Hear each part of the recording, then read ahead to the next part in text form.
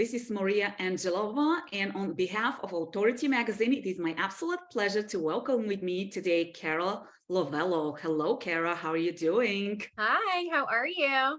Great. Doing Thanks well. so much for joining me. I am excited to talk to you.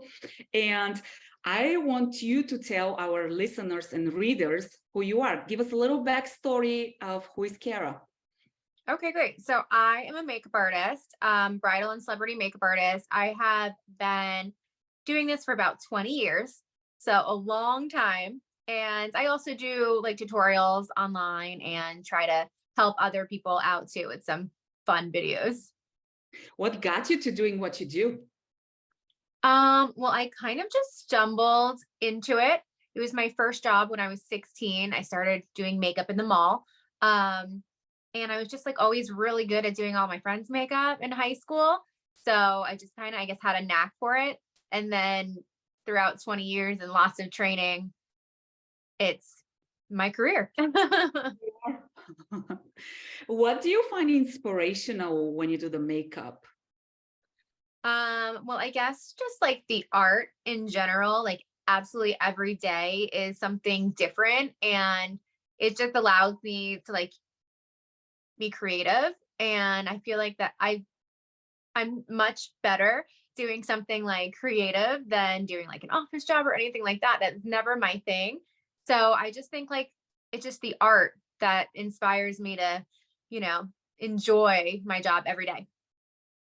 So when I think of makeup artists, I also think of photography. And I think a big piece of photography is finding out who that person is and creating a photo that reflects who they are, which takes us towards authenticity and vulnerability and the real person behind the makeup. How do you connect to your clients so that the makeup could be unique to the person? Okay. Well, I kind of gave you the short story before, but throughout my 20 years, I actually owned a photography studio. So I look at the makeup from like a photography standpoint as well, which I think really separates me. I know exactly how it's going to photograph. And also, since I have taken photographs of so many people, it's just very easy for me to connect with the client and kind of not only they might show me an inspo picture and tell me like this is what I want, but I feel like I can always read into it further and like see what they really want, because sometimes even just looking at a photo, it could be so edited and everything that you really need to gauge a little deeper into them. So I think that makes me able to please all of my clients really well too, because instead of just, you know, looking at a photo and saying, okay, instead I can kind of like really gauge how dramatic they want it or what they like really want besides just looking at the photo. Just the makeup. And you work with a lot of different people, and the type of work you do is creative. So it's subject to subjectivity. So have you had any difficult moments or particular experiences or maybe funny moments that have taught you a lesson throughout your experience? I mean, definitely like throughout my career, now I would have to say it's pretty easy because now we have Instagram. So anyone that finds me found me through Instagram. So they already see my style, my vibe, and we normally have like a similar um like vibe on like relating to like the same kind of looks and stuff. So before Instagram, since I have been doing this for 20 years, it was more so like people would just walk into my studio, or before I owned the studio, you know, someone didn't know if they were going to be assigned to me or the next makeup artist to do their makeup. So then you come along like a couple more things, because you could get someone who has a totally different taste. And I have had some clients just ask for some back in the beginning of my career, something that's just so crazy and just maybe like outdated and something that I just like wouldn't feel comfortable doing. And I mean, in the beginning of a career, you just smile and try and give them what they want. But I would say now everything is real easy, real smooth. And speaking of that, real easy and real smooth, talk about the power of you being you and you trusting your creativity and your professionalism and skill to creating the look that you're going after. The client trusting me, is that what the question was? Oh, even you trusting yourself, Oh, right? me trusting That- myself. Oh, I yeah. trust myself. I could do this with my eyes closed basically now. Um, yeah, I mean, with experience in the beginning, you might be like nervous. I think in the beginning, you're nervous every single time you're doing a new client, but after like repetition, it just becomes so easy that it's not something that I ever worry about anymore. But I do remember now that you bring it up, like that feeling in the beginning of your career, what a makeup artist might feel, that is totally normal. And just suck it up and keep pushing through any kind of like awkward feeling, and just have that trust in yourself. And eventually, fake it till you make it. Eventually, you'll have that trust in yourself. And speaking of that, fake it till you make it, we all start somewhere, right? And you have obviously gone to the top of the echelons of what you do. What do you tell to somebody? What's the importance of staying true to yourself and believing in what you do and the way you do it to raising up the ranks and creating a brand and a name for yourself in a pretty significant size industry? Yeah, I mean, that's what keeps each artist. You don't want to be exactly like another artist because there already is that artist. So you want people to want you for the vibe that you put out there. And again, Instagram makes that so easy because you get to like curate a feed of exactly what you like. And then the clients that you attract are clients that like what you like. And it just makes everything so So, fun and easy. what's your definition of authenticity? Just staying true to yourself. And like I said in the beginning, how you might have to please a client here and there. Eventually, hopefully you don't have to do that so much and you can kind of do the makeup that you want to do. And that's where we're at. And how about vulnerability? Do you think there is space for vulnerability in the makeup industry? um, yeah, I think as you're like building up your brand, your career, that yeah, you're going to feel vulnerable at different times. Okay. Has that served you well, or have you had instances when maybe your vulnerability has not paid off? Like any negatives to that? I'm trying to think if there was like a specific story to give you, but I really think that like my career has just been like fun and easy breezy and like the makeup end. Mm-hmm. Okay. Okay. Yeah.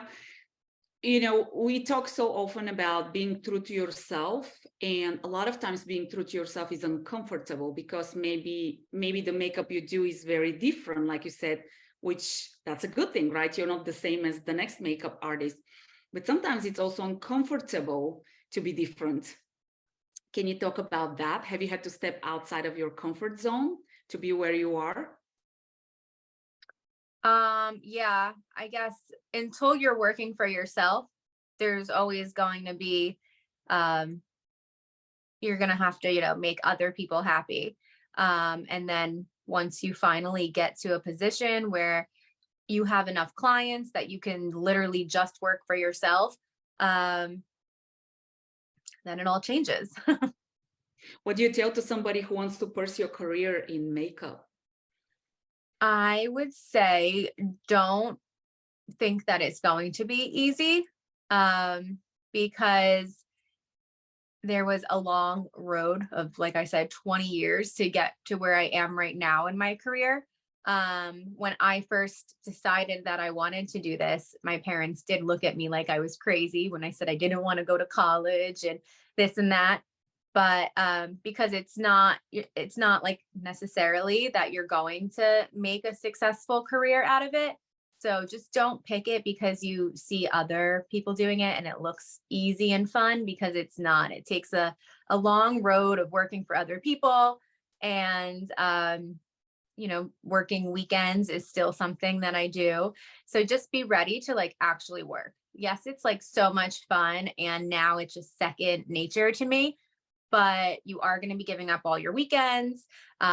People want their makeup done on weekends and nights. So you're kind of like an opposite schedule of everyone else.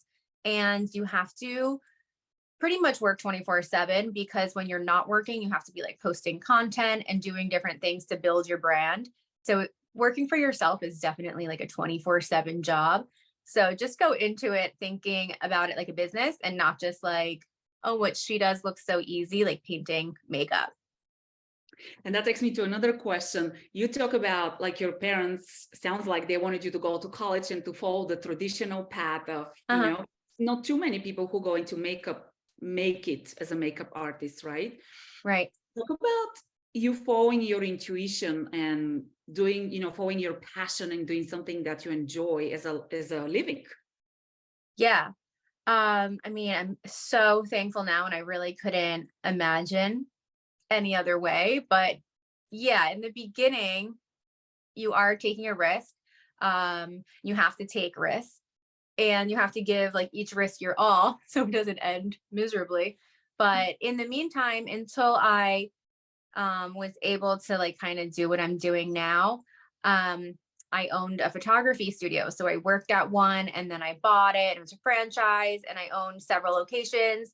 And so I was like managing staff and doing a lot of stuff to be able to get to where I am now and like have so many clients. And right now it's just like literally the best, but I definitely put in the time to get here. Now you're living the dream, but you have put the effort to get to that point. It's still every day, still more work. I still respond to pretty much, I mean, obviously you met Tori before, but I still pretty much respond to all of my clients myself. So it's so many emails, DMs, it's just all day long. Clients that have your phone number will text you super early in the morning. They don't care. They'll text you super late on a Friday night. It's a lot, working for yourself and like building your own business, but that's with any kind of business that you're working for yourself. What would you say are the top few skills that have made you successful, right, and raised to the top? Okay, so obviously an artistic ability, but I think also like the way that I'm able to manage business and see everything from like a business perspective. There's a lot of business that goes into it too. You have to, do your own accounting, you have to do your own marketing, your own customer service, your own everything. So I would say, I don't know, pretty well-rounded throughout the years. I think owning the studios really taught me so much because it was just like busy, 24/7. We were in malls, so mall hours, just craziness all the time. Okay. And do you have a favorite quote, inspirational quote that you would like to share with people, something that pumps you up when maybe things are not going so smoothly? I feel like I should have one. I probably have a bunch that I like and can relate to, but nothing's coming to mind right now. Okay. Well, anything that you want to inspire people with? Any final thoughts? Yes. So if this is something that like you really, really want to do, just keep powering through and don't look back.